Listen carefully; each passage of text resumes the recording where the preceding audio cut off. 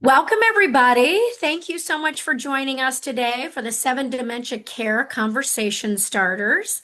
My name is Paige Fairbanks-Gunn, and I work for Koelsch Senior Communities. I've been in senior housing since 1997, and dementia has been a big, big piece of my career. I do, I welcome you. If for any of those who know a Kelch community, I'll put my information in the chat. We always welcome you if you're in one of our states to please come by and visit one of our communities. We have independent living, assisted living, and the most of our communities are dementia care. So we welcome you and thank you for joining us today. This will be an exciting webinar. We have a special guest, so we're super excited. Thank you. Yes, very excited. And she's going to have some time to introduce herself a little bit further on into the webinar. I'm Pam Ostrowski, and I'm the author of It's Not That Simple, Helping Families Navigate the Alzheimer's Journey. And I'm also a national speaker and a dementia care guide. So I work with people just like you in working through the day-to-day challenges of having someone to care for who has dementia. A couple of logistics before we get rolling here. First of all, these are webinars, which means it's a conversation where, we might overlap in what we say, or we might, laugh and have a good time. There's no PowerPoints. There's no real hard structure. And we invite you to write your messages in the chat, write your questions, give comments, whatever you would like, that chat belongs to you. And just so that you know, this is a favor I'm going to ask of you. If you do not want to receive invitations to this webinar or just don't want to be on the list anymore, please just write back to one of the reminder messages that I've sent and say, take me off the list, please. And I will take you off the list. The reason why we ask that is if you unsubscribe, it actually affects the deliverability of emails to other people who are in need. So just want to make sure you guys knew that. Okay. So Paige, what have we got going on today? All right. Well, everybody, today we're going to give you 7 helpful tips on how to have dementia care conversations with family and for friends and your support group, your support family. These tips are going to save everyone from heartache, confusion, and overwhelm if a loved one does end up with dementia. These are hard conversations, difficult conversations. So we're excited to be able to walk through some helpful tips for you. And again, like Pam said, please feel free to put your questions in the chat. We love that. We love to engage with you. So feel free to do that. Absolutely. Okay, so this webinar has 3 parts, and we're going to spend some time talking about the why don't we have these conversations, and then we're going to spend some time with Lisa introducing herself and the dementia deck that we're going to be working from, which is an amazing questions that help us think and talk about dementia care. And then we're actually going to answer questions live. So the dementia deck looks like this, and Lisa will tell you more about it, but it has questions, and you can make this into a game or however you'd like to use it. So I will give you some ideas. I'm sure Lisa has plenty. So let's go ahead and get started with section 1, sorry. Paige, this talking about dementia and dementia care. I mean, you and I have both run into many families who are like, no, we never talked about this. I myself, my parents never talked about it. They figured heart attack, stroke, cancer, any of those things, but no one predicted that my mom would have Alzheimer's. And we were not prepared for it in any way, shape, or form. So why do you suppose, Paige, that this conversation is so challenging? Why do you suppose that people just don't answer? I mean, they don't have these questions. Well, I think it's just overwhelming, and it's the fear of the unknown, fear of having dementia. What does that mean? Losing memories, losing your independence. It's very difficult when these things are starting to happen to somebody. It's just the fear of the unknown and not even knowing where to begin. Yeah. I think that's a huge piece of it is where do I start? Because there's just so many variables that come with it. And Pam, I mean, why do you think some of these questions don't happen? But such a difficult conversation, frankly, because we're not taught how to Hmm. have a difficult conversation. I don't care if it's about money or about upbringing or about which religion your child is going to be. Hmm. Any of those things. We just, it's all hush, hush, hush. Everything will be fine. And so I think we don't have the skill set, frankly. We're not given the skill set. We're not taught the skill set about how to have difficult conversations, which is why personally, I am so happy to have everybody here today to talk about the dementia deck. But the thing that I would like to leave you with on this is that I had tons of questions about what I was doing. And because we didn't talk about dementia as a possibility, I was guessing a lot of times. And I didn't know, I had a good idea. I knew my parents pretty well, but I had a good idea. But I also, in my brain, I remember my mom saying, never put me in memory care, never put me in a nursing home. Hmm. And it's like, look, I don't have a choice. I can't care for you. I don't have the skill set. I don't have the time. I simply can't do it. But you also want to make sure that you don't regret care decisions when you look back and go, Yes. well, geez, I did this wrong or I did that wrong. And making sure that you discuss your wishes and in an easy format, right? Where Hmm. you are, everybody's answering the questions, right? It's not four against one, where the one person that you think or two, your parents, you're not targeting them and pummeling them with questions. Everybody around the table has to answer. So I think that levels the playing field and takes some of that fear out. Do you think there's any other reasons, Paige? I think, a lot of it is generational. I've seen it over the years, and the older generations, they're very private. And my parents were very private. My grandparents were super private. We don't air our dirty laundry. We don't talk about anything that is, super personal or that's something that we might be struggling with. So I think it's a lot of it's, a culture, generational. And I am seeing that now that we're getting younger generations coming in, they're being a little bit more open to that, which is great. And there's a lot more awareness. But I think a lot of it's cultural and generational, and it's just very private. Yeah, yeah. I think the cultural thing is huge. Actually, I have a friend who's married to a German, and she asked him questions like, because her family was an open book, and she asked him, well, why is it that you don't know what to do with your dad's health? And he's like, oh, we never talk about it. He said, Right. we do not, our culture does not talk about death or, Mhm. getting sick or any of those things. And you have to sit back and go, but it's going to happen. So how can you ignore that? So that's beyond me. So, what's interesting though, wouldn't it be nice if there was a tool and a Mhm. person who took the time to accumulate all of the questions that people who are dementia care providers Mhm. ask themselves? What if there was one of those things? So we thought you might have the same question. And so we found Lisa. Lisa Pahl, would you do us a favor and kind of introduce yourself and kind of how you got to the spot you're in right now?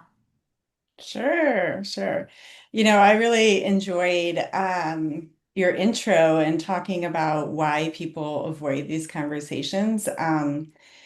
I certainly have seen that over the years. I've worked almost 20 years in hospice and 8 years in emergency medicine, and people aren't talking about a lot of things. People aren't talking about death and dying, end of life. They're not talking about fears associated with change in abilities, aging, and they're certainly not talking about dementia. And I think you touched on some important reasons why, including fear, Mhm. uncertainty, avoidance of difficult topics. Um, and I think we still kind of have this fear that sometimes speaking it brings it into existence, you know? Yes. And I Mhm. think and what we know, I work as a social worker, right? And so I study human behavior a lot and read a lot. And what we know is that when we bring hard conversations out into the open, we can actually reduce some of that fear, anxiety. We can we can shift the power that something has over us if we bring it out of the dark and actually take a look at it. And so that's what I'm trying to do with the dementia deck. So the dementia deck is 42 questions. And you can see it has our little cute little elephant on it. And this is actually my third product. I started with my former partner. We created the Death Deck, which is Mhm. a more playful game to try to help people talk about end of life, death, and dying. And we use a lot of humor in this one. And then we created the EOL deck in 2023 to help people who are actually approaching end of life and talk about their end of life Mhm. preferences. And so this is the third deck, the third tool that I've created to try to help people really begin having these important conversations. And the death deck came to be in 2018, and I thought getting people to talk about death was hard. And then I came out with the dementia deck and realizing that it's really it's another level. One of our death deck questions actually asks what illness you fear the most. And so again, that since 2018, I've been playing this game with people, and I can say that 95% the answer is dementia. Um, and Yeah. so there are very few people that fear another illness more than dementia or a neurological Mhm. or cognitive impairment, neurological disorder. So that tells me a lot about, what kind of battles we have to help Mhm. people have these conversations. And I think, there's lots of ways to begin conversations. There is the deck that we're going to get into, but there's also, um, being able to use a movie from that you've watched that has a dementia theme within it, a Mhm. podcast. Actually, attending this webinar is a good entry into opening the conversation. Um, Articles, books, all these media moments Friend that we can do. stories. Yep. Friend stories. Hey, Mhm. yeah, I heard about this. What do you think about that, Mom? Yes. Um, I always like to um, share that my mom and I both watched This Is Us together. Well, Uh, she's in Michigan and I watched it here in LA, and we talked about the show. And yeah, they had this great episode on advanced care planning, and so my mom and I had this great conversation about it afterwards, so uh, huge. which was Mhm. specific. Like this is what I do. So I was like, ooh, this will be a great way to talk about it, right? But it was organic. And I think when we are looking to try to be more prepared for aging, I think um, we can find those ways in. And so I'm going to talk to you about the tool that I created, but I want you, that's not the only way to have these conversations. There's lots of organic ways as well. Um, and so the dementia deck I created with some collaboration from Compassion and Choices. So Compassion and Choices is an end of life educator, and they have this wonderful tool called the Dementia Values and Priorities tool. And that what that is like an advanced directive for dementia. And so it can actually attach to your advanced directive It is available to help provide your family with more information about what care and treatment you would want if you were living with dementia. And so, in partnership with them, I took some inspiration from some of their from that document, and as well as talking to other dementia professionals like these wonderful ladies, and basically created a deck of cards to help people have these conversations. And so we're looking at, what type of care and treatment you would want if you were living with dementia. And people have asked me, is it appropriate to use the deck with people who are living with dementia? And I've received some great feedback from people who have successfully had some great, meaningful conversations with their family members who, or clients who are living with dementia. And so my answer is yes. But with all of my products, I encourage people to stack the deck, and really look Pardon the at, pun. Right. yeah, we're going to be a little sneaky and we're going to look at the questions ahead of time because um, in sensitive situations, we don't necessarily want to just choose a deck, any card, right? We want Right. to think about our person and what they might be able and willing to answer, what might draw them out. Some other tips that I have are, some of the questions are more softer questions. Some of the questions are easier questions than others. Mhm. And I don't know about you, but when I look at a test, I like to kind of get the easy ones out of the way first and then see how much time I have for those hard questions. And I think, really priming someone with an easier question and getting conversations going helps to then ask some of these other questions. And And when you, excuse me, so when we do go through this deck, so we're going to go through, well, we hope 14 cards. Um, you just prepare yourselves that there are some challenging questions in Mhm. there, but they are so important. As someone who went through 14 years of dementia care with my mom, I so wish that we had sat through and gone through the difficult questions Mhm. because, they're difficult for a reason, right? Because we're holding on to them emotionally and we don't want to let them go. But I know my mom was ready to go easily 5 to 8 years before she left.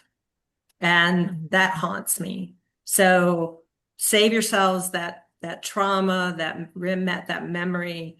And I just wanted to stop you for a second there, Lisa, because that's a really important point that you were making. yeah, I mean, again, these are hard conversations. And I think it's hard to think of ourselves or someone we love Mhm. Leaving.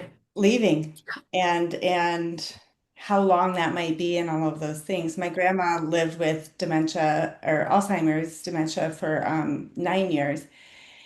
And I think that is one of the reasons why we specifically designed the dementia deck was because people live so long with these illnesses and Mhm. because there are these decisional moments that arise and when family members don't talk about people's wishes Mhm. it can be really anxiety producing. It can cause conflict between family members who have different Absolutely. opinions. And then we're left with oftentimes people choosing more aggressive of Mhm. treatments and options than the person may have wanted because it's Keep them really alive. hard Mhm. to step Mhm. in and say no. And Yeah. it takes confidence to be able to do that. Now, of course, some people they say, they want to live as long as possible, regardless of anything. And that is just as valid as someone who has a differing opinion, right? Mhm. And so none of these conversations should be value placed, but Right. rather just about what's most important to the person. And the last thing I'll say before we kind of jump in is that these are conversations that are going to change over time. You know, Yes. Yep. our how I feel at 50 compared to how I might feel at 70 may be Mhm. very different. And I may have had very different experiences that then shifts how I feel. And Yep. so, while it would be wonderful if we could just have one conversation ever about hard topics, we know Yes. that they need to They be evolve. ongoing and checking in. And but once we start, we have a place to return to. So remember Right. we talked about that years ago, and now we can kind of come back to that. So Right. Right. um, Well, there's also the matter of if I know that a lot of my clients, when I talk with them, inevitably they reach out to me when they're in a panic. yeah. And Crisis mode. Yeah. every time it's a Yep. panic. Oh my gosh, this didn't work out, and now I don't know what to do. And it's like, well, we talked about this, but okay. So because when you're making decisions in the moment of panic and being emotionally distraught because you're not sure what to do, and so you're making decisions, you may not be making the best decisions. Mhm. So having this conversation prior is so important.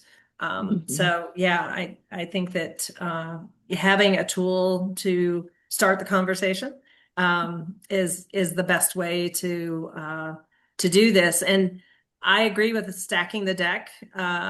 Pick the questions that might be and pick the questions that are most applicable.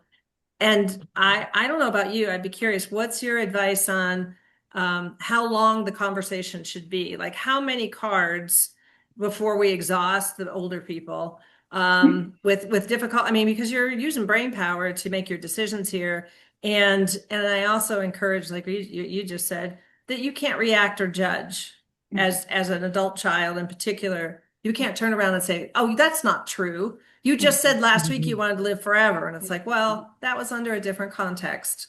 And so, everybody gets to make their own decision. You can't fight them and you can't tell them they're right or they're wrong. No judgment. It's a no judgment zone. You put the no judgment Mhm. cone over the table when you're having this conversation.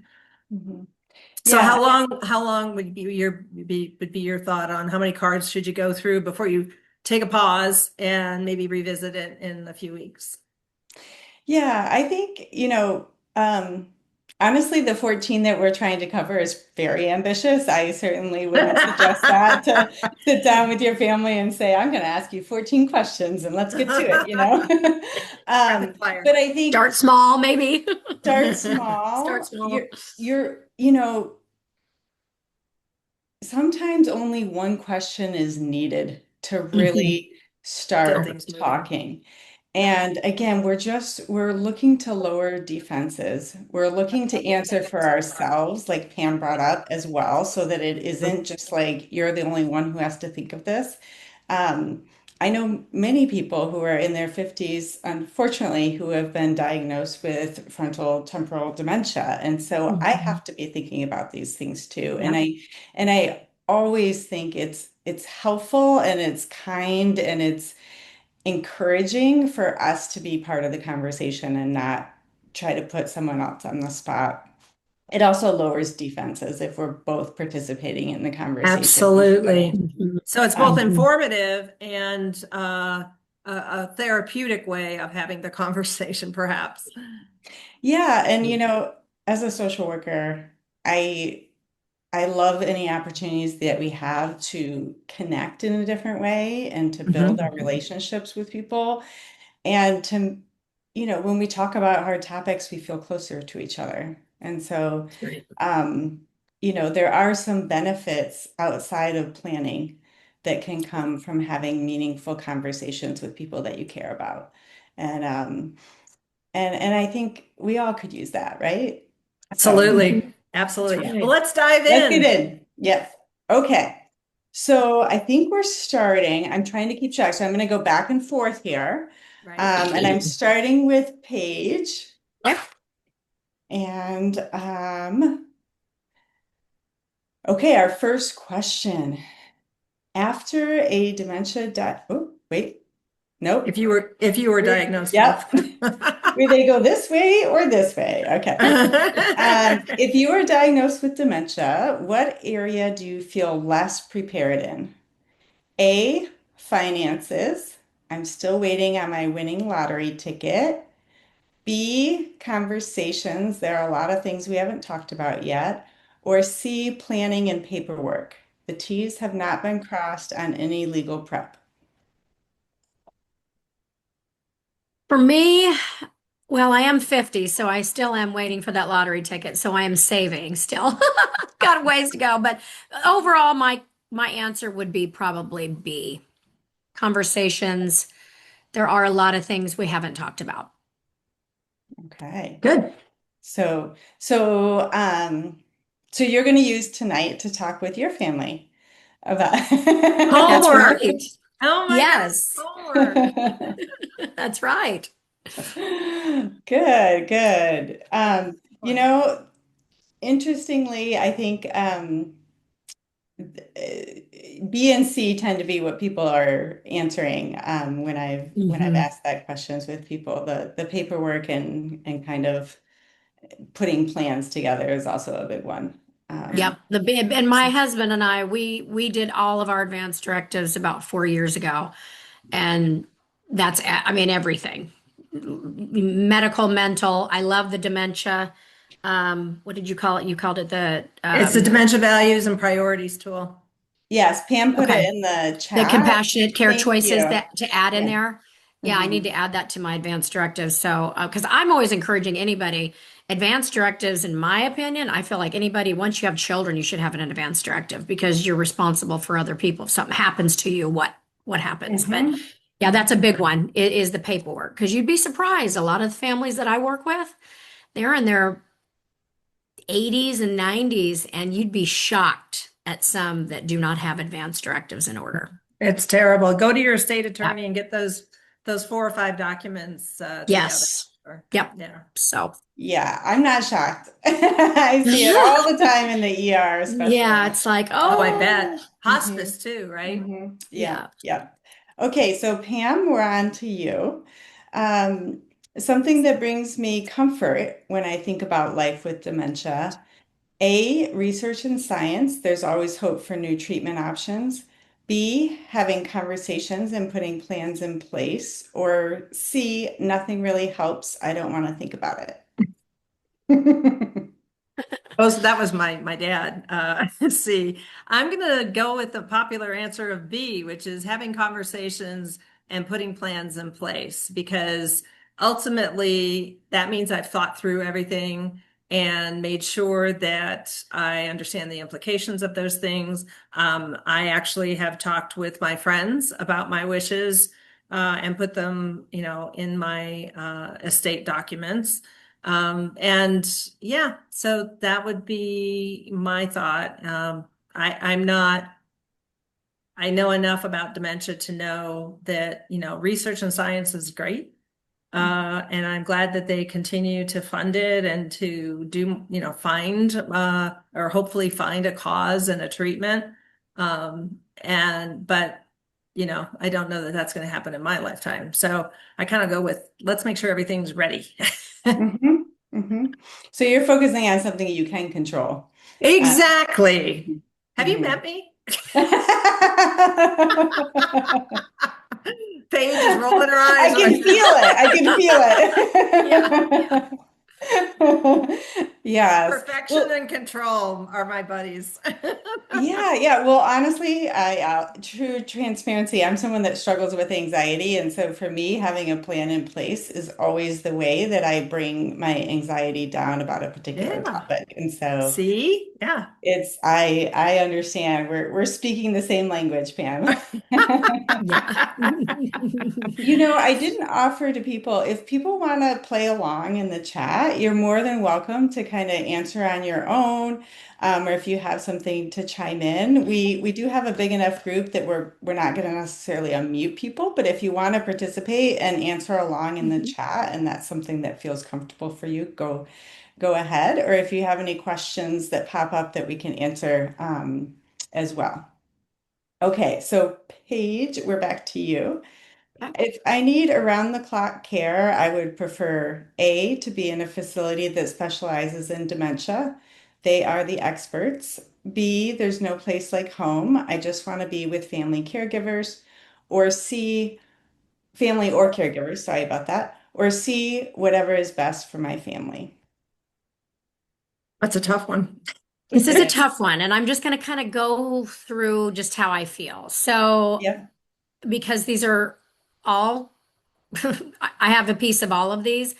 Um, I want what's best for my family, but I don't want to burden them. So I would make the decision to be in a community that specializes in dementia because being at home is going to be extremely catastrophically expensive and very burdensome for my family. So I would choose a community that specializes in dementia Hmm.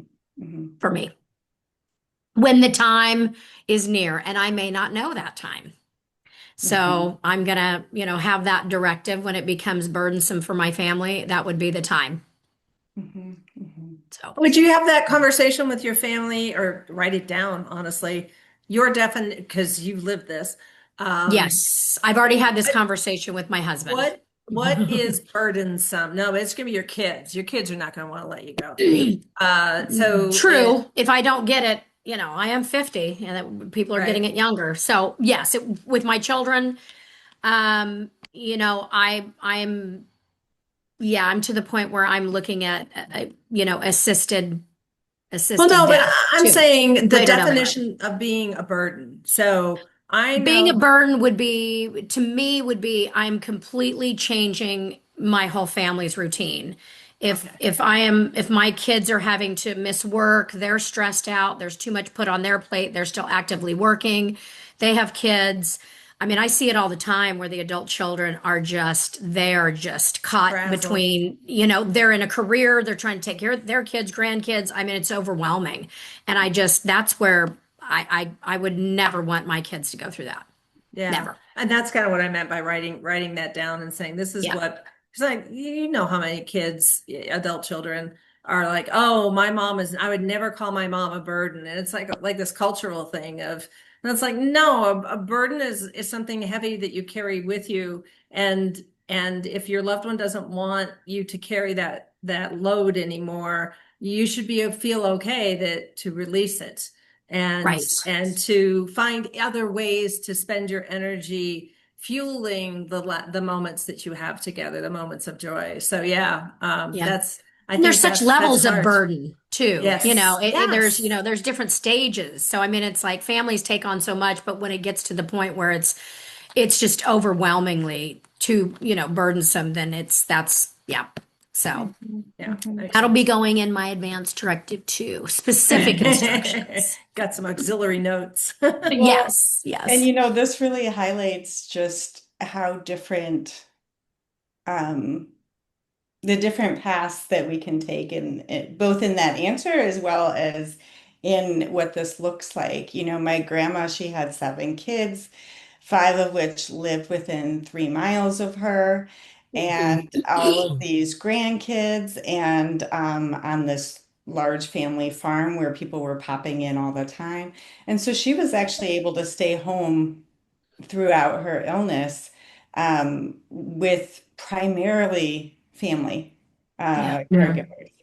And, when I think about myself and having one child in Los Yep. Angeles, I know that there's no way I'm going to have that same path, Support. right? Right. Yeah. Right. And so, but I've worked with a lot of families in the LA area who have taken care of their person for, a lot of years and have worked it out with their family. And so, I Yeah. think I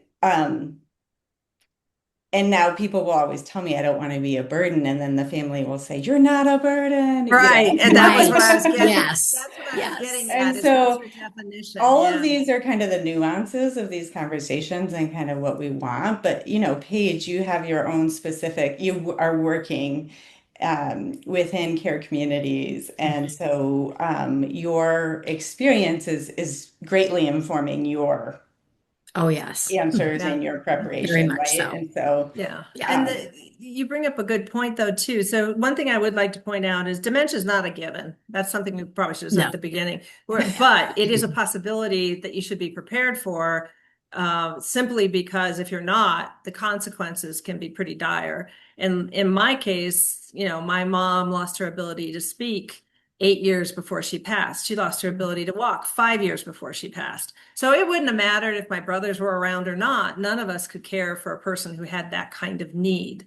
Yes. And making sure that they have proper nutrition, because a lot of times they get stubborn. And, so there's a lot. Alzheimer's in particular, well, but dementia in general, is very unique to the individual. And so that's where it's difficult to answer the question, is to say, well, it would depend on whether am I mobile, am I vocal, am I too vocal, any of those Yeah. things too. And so specificity is very important when having these conversations, I think, too. Yeah. Absolutely. Yeah, there's a saying, if you know one person with dementia, you know one person with dementia, Right. right? Right.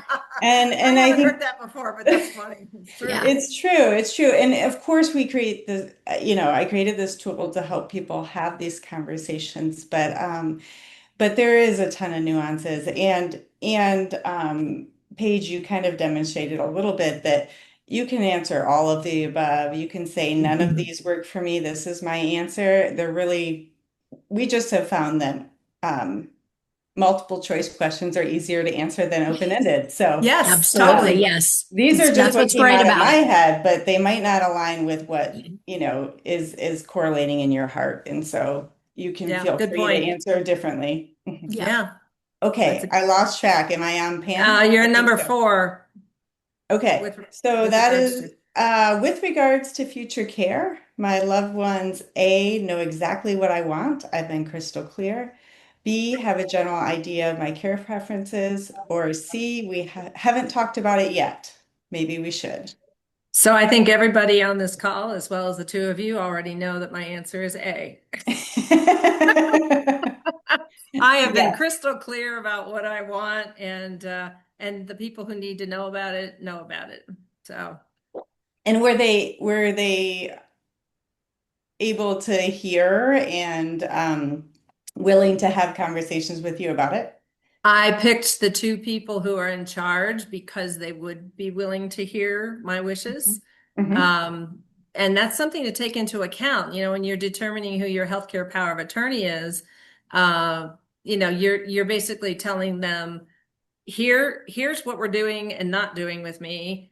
And it doesn't really matter whether you don't get a vote, right? Mhm. So I had to pick people that would be okay with that, because I have other people in my life who would be like, oh, no, we want Mhm. a little too empathetic, perhaps. But Yes. yeah. Yeah. So Yeah. they were able to hear it just fine. They understood.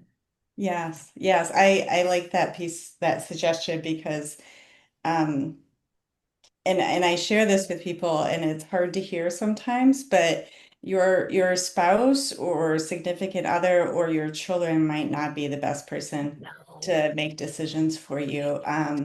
Emotions are hard, and uh, it's hard to let someone go and all of these things. So Mhm. I actually took my husband off and put a hospice nurse as my primary healthcare decision maker. Mhm. Um, Also because he's a horrible healthcare advocate, I learned in the hospital. So, Honey, I love you, but honey, I love you, but Right. I'm going to take this burden off of you and give it to someone else. And you know my wishes, and the two of you can work together, but this is the person who's going to be in charge. Okay, we're going to get through some more here. Okay, Paige. Now this is a great segue, as we just talked about it. Yes. My healthcare surrogate representative is a family member that I trust. B is a friend or someone I've hired to be in that role. Or C has not been chosen. It is a family member. It's my husband. Yep, it's my husband, and then I have my brother as second, and my son is very, very third. And of course, advance directives are reviewed every couple years because relationships change. So Mhm. it would be a Yes. family member that I trust. Mhm, mhm. Yep. for me. Yeah. Yeah. And I think those, and you've completed it, as you said. So, Hmm. for everybody on the call, if you haven't done your advanced directive, it is so, so important Yes. to designate someone to make those decisions for you as a Well, healthcare the healthcare provider. power of attorney is the directive, and then the advanced directive is whether you want to have a feeding tube or you want to Correct. be kept Yes. You're alive or that living type of living So thing. will. each Hmm. Yeah. each state is a little different, Uh-huh. but yes, the designation of who your power of attorney for healthcare is in my mind, the most important Yes. aspect because as a healthcare professional, we aren't always looking at that document. We love that you've completed it. It might not be on you, and we might not have access to it. And we're really dependent on your person to advocate for Mhm. you. And so designating who that person is and then sharing important information like this Yeah. and your other preferences. So that's our And little spiel to do your um, advanced directive to work. address a question that's in the chat. Uh-huh. So just to remind everybody, these are the conversation starters. The Mhm. point is the conversation isn't happening. So we're ending up with families second guessing and perhaps making decisions for someone without what that doesn't match up with their wishes. And then on top of that, these questions are if you ask grab one of these questions that we're Yeah. talking about and They're meet with required. someone tomorrow and ask them the question. I guarantee you'll be in a 15-20 minute conversation. And that is why these are conversation starters. I just wanted to Mhm. clarify that for Yeah, folks yeah. on. Yeah. Well, I see with Connie, I'm just gonna, Connie's talking about her partner having dementia and him not being Mhm. able to have these conversations anymore or some of those things, which I admit is a more challenging time Yes, that's a little if he's late. having a hard time being able to, engage in this topic, it may not be the method for you. Mhm. Um, but you're here today and you have people in your life as well. And, we're trying to spread the message further, although I wish I had more suggestions directly for your partner with dementia and starting these conversations, um, but uh, but we encourage you to be thinking about yourself and Right. Make sure, Connie, that you have your information written down in an advanced directive and your healthcare POA, and Mhm. also make sure that your children do have that conversation. One of the things that a lot of people don't know, and this varies by state and by a state attorney, but once someone is diagnosed with dementia and they're to the point where they are not cognizant consistently, they are no longer able to make their own decisions. So if your partner can't stay cognitive and have a continued conversation about relevant matters, then he's not, it wouldn't matter anyway because it won't be legally supported. So The guardian conservatorship. yeah, exactly. So that's the important thing is now for you to make sure your wishes are documented. And if you have children or tell your friends. I mean, Lisa, you're absolutely right. We need to spread the word. Everybody needs to be having these conversations. Mhm. That's right. Yeah. Okay, next question. We're on Okay, we are on six. um, Uh-huh. I 6. Back to Pam. I've been diagnosed with dementia. I want to live A, the longest I can. Life is worth living regardless of my condition. B, a moderate amount of time with non-aggressive treatment. Or C, let nature take its course. Avoid medications and treatments that might keep me around longer. So I love this question because it's a hard one, right? Mhm. Because like my mother said she wanted to live forever. And now I've learned to be careful what I say because she lived for 14 years with dementia and died at 91. So A is out based on my experience. B, a moderate amount of time with non-aggressive treatment. Yeah, having watched what I watched, probably not. So I'm going to go with C. Let nature take its course. I'm grateful for the time I've had on the planet as a healthy, cognitively capable person. Avoid medications and treatments that keep me around longer. So that I would go with C. Hmm. Hmm. Yeah, and as you said, Pam, this is a harder question. This is an example of don't start with this. Right.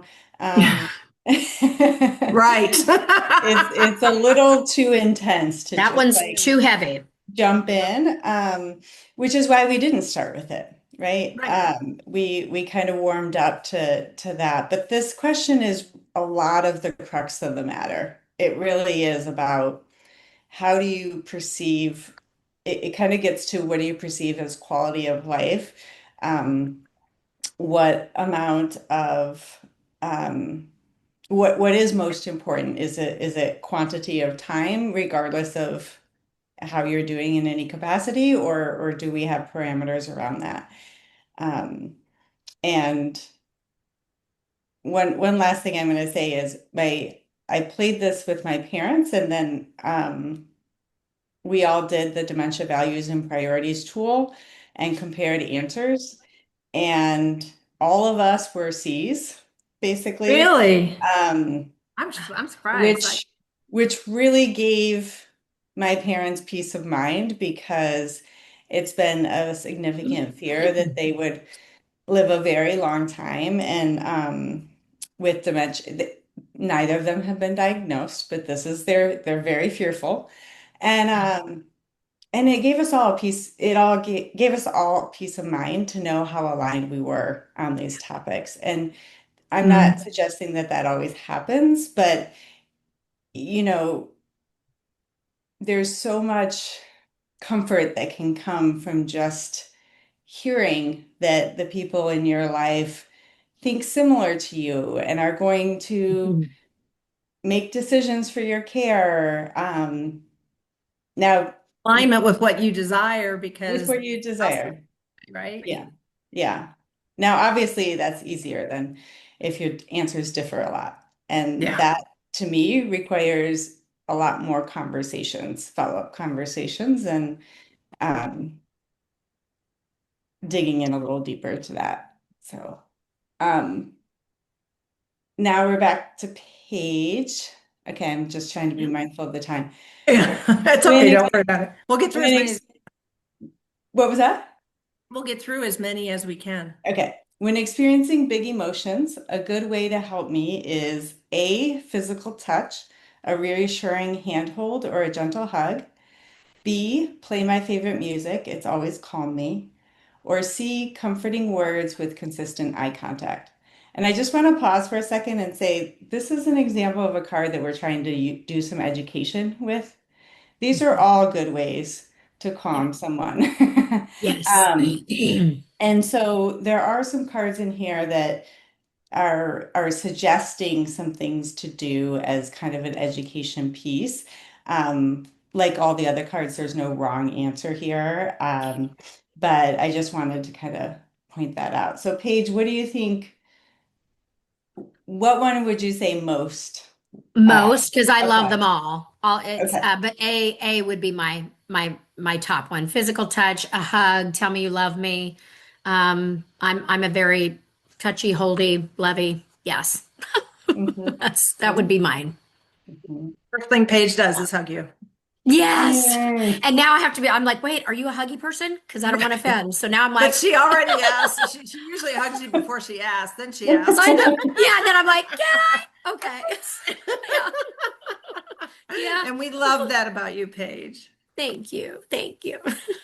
You through the screen, you give off a hugging personality. I don't know what that says about me, but okay. You're very loving too, Pam. Yes, you are. No, she called me Paige, controlling. Paige Ah, no. consistently touches her heart and does these little Yes. gestures that are like Yeah. touching herself. So Yeah. yeah. Yeah. I'm pretty animated. That Yeah. I don't know. That's been all my life. pretty. So we Yeah. need to stop for a second just to make Mhm. sure that we have a Okay. chat correction here.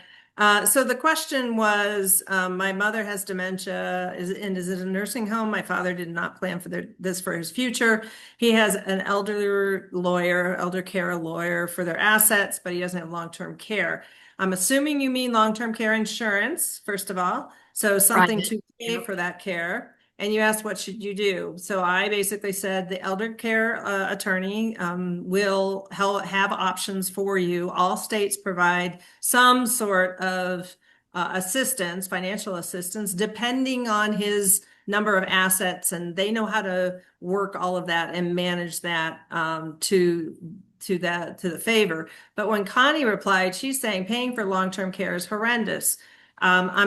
She's actually talking about care, not about care insurance. So that has nothing to do with money as much as it does that the care itself, $7,400 a month for memory care. That is spot on, Connie. Mhm. Everyone needs to be aware of the financial implications of care. Yes, they do. Staying at home and having a caregiver come in is even more expensive, by the way.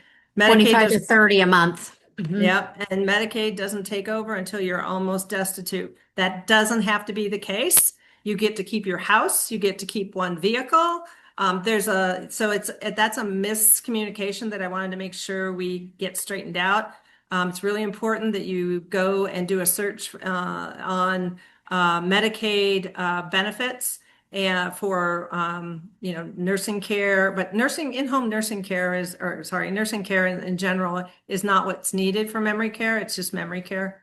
So it's just important that you realize you don't have to be destitute. That might have been the case a decade ago, but they have modified the law significantly. But you're absolutely right, Connie. You need to be financially prepared for this journey for sure. Yes. And yes, so in Wisconsin, the spouse can keep 150,000 plus the house plus the car. So yeah, it really And depends. and 7,400 sounds like a lot of money per month, and it is, but if you equate that in a 24-hour period, it's just a little over $10 an hour. Yeah, isn't that amazing? Mhm. Okay, So, sorry we derailed on Yeah. that conversation, Lisa, but I wanted to make sure that, the person who asked the question knew, the differences between the two. Yeah. No, the finances are um daunting. And Mhm. I think that I'm just going to speak off the cuff here. There will have to be some changes as the caregiving costs are reaching exponentially Yeah. unattainable amounts for people, average people. And so, my hope is that we will get more support in terms of from state and federal government assistance to help with caregiving. Yeah. Um, I'm going to leave it at that. I'm not going to go further in that range, Yeah, but yeah, yeah. I the hear you. things that I Absolutely. see in terms of watching people take care of their family members, and Pam, for 14 years, your mom lived with dementia. It's very challenging. And so I think uh, I know we're getting quite a few little Oh, questions at the end. So it's do we Canadians. want to pause? Yeah. Yeah. Yeah, I was just gonna say, I know we only have a couple minutes left, and we've gotten some more Do questions. we want to do two more and we'll make them quick answers just so that people Yeah, have a Sure, full nine? sure. We exceeded our seven. But yes. yeah. Okay. Um, we're gonna have another harder question, Pam, in my opinion. Yeah. This is a Yeah, hard this is the question. hardest question in the deck, in my opinion, but I figured we'd Um, throw it out there. Yeah, this is a good one. It's I hard. would consider voluntarily stopping eating and drinking, which the acronym is VSED, as a way to hasten my death. So basically to cause my death sooner. A, definitely. I want as much control over my death as possible. B, maybe. I'm interested in exploring and would like to learn more. Or C, no, I don't think I have it in me. So I should play the game of guess which answer I would pick. Um, so A is definitely if I don't want to linger. Mhm. And if there's no cure or fix or any way for me to recover, then yeah, I'm tapping out. And I know that it's an extremely personal choice. Mhm. Not everybody feels that way, but yeah, I kind of after watching mom and my dad had vascular dementia, and he just stopped eating. He took control of his own, passing. And that's the thing is you need to let people know what you want, and it's not that you agree with it or disagree with it. It's that's what I want, and that's why it's personal. Mhm. Hmm. Yeah. Yeah. Yeah. Yeah. And back to compassionate choices, they have a really beautiful video of a woman with let's say moderate dementia who had been clear that she wanted to utilize VSED, and she her daughter supported her, and basically when she was still able to make decisions, able to say yes, I still want to do this, um, the daughter supported her. They had, a physician who was willing to provide medications once she became uncomfortable from not eating and drinking, and death doulas and end of life doulas can Yeah. help support people through this process as well. But Compassionate Choices is a great resource on this topic. They've done a lot of work in this area. VSED is um, not illegal in any state. And so anyone can choose to stop eating and drinking. There's no law that says that you can't. And so Right. because medical aid in dying is only legal in some states and does not apply to people with dementia diagnoses, It's um, not. this is the legal way that you can hasten your death if that's something that, as Pam said, personally, very Mhm. personal decision. Yeah. Um, okay, Paige, we're down to you for one last question. Okay. And this is the perfect question for you. If it's time for care in a facility, the most important thing to consider is A, cost. Don't burn through all of my savings if possible.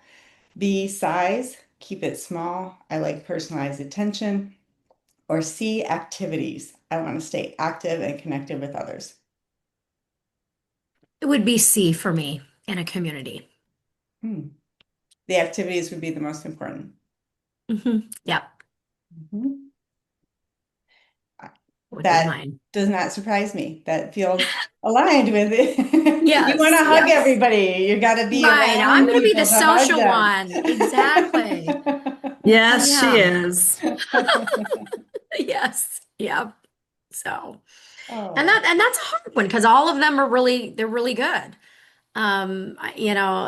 The cost is always something to be mindful of. Everybody needs to be mindful of that. We Mhm. never know how long we're going to live, especially with dementia. I mean, Pam, 14 years. I think the longest lady I worked with a family, she had it for 28 years. Oh my goodness. That's Yes, crazy. 28 years. Um, but also keeping it small. If it's a dementia, definitely a dementia community, smaller, less is more, Yeah. less Yeah. to manage. So Yeah. that's a good one. Those are all really good answers. All I'm right. just Good gonna comment options. and say that the 28 years is a huge outlier. I Yes, it is. haven't That's heard of not the anyone norm. That is living that not the long. norm, by the way. Yeah, it 14 is is not. even on the 14's high long. end. Yeah, Yeah. yeah. So as we don't leave you with fear in your bellies. And but hopefully this conversation has helped a little bit in terms of thinking through for yourself as well as what topics might be important to cover when thinking about the future. And Um, do you have a way for people to obtain the dementia deck, Lisa? yes, I have a link here.